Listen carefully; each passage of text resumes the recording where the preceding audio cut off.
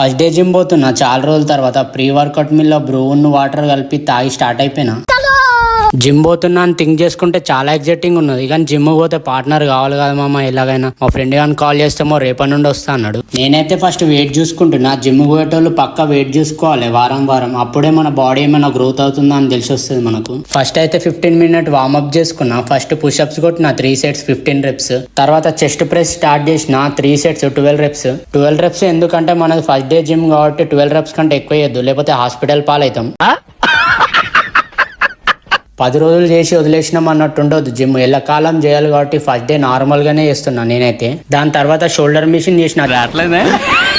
చాలా హార్డ్గా ఉన్నది మామ. ఇదైతే చిన్నగా ఒక మోటివేషన్ సాంగ్ పెట్టుకుని ఈ మిషన్ అయితే కంప్లీట్ చేసిన. Next back work out. ఎనర్జీ అంతా అయిపోయింది. నాలాంటి జిమ్ సెట్ కాదని ఆల్మోస్ట్ డిమోటివేట్ అయిపోయినా. కానీ 5 minutes తర్వాత మైండ్ లో ఒక థాట్ వచ్చింది, నేను ఇప్పుడు తిరిగి వెళ్ళిపోయాను అనుకో సేమ్ అదే ఫెయిల్యూర్ లెక్క నిలబడాలి. జిమ్ లో నుండి పోయేటప్పుడు మళ్ళీ సేమ్ అదే ఫెయిల్యూర్ ఫీలింగ్ రావద్దు నాకు. అందుకే మళ్ళీ నన్ను నేను మోటివేట్ చేసుకొని వర్కౌట్ అంతా కంప్లీట్ చేసుకున్నా. వర్కౌట్ అయితే సక్సెస్ఫుల్ గా కంప్లీట్ అయిపోయింది. ఫస్ట్ డే కాబట్టి చాలా హార్డ్ అనిపించింది నాకైతే. ఇంకా పోతా పోతా అలవాటు అవుతుంది. బాయ్ మామ, అందరికి కలుద్దాం నెక్స్ట్ బ్లాగ్ లో.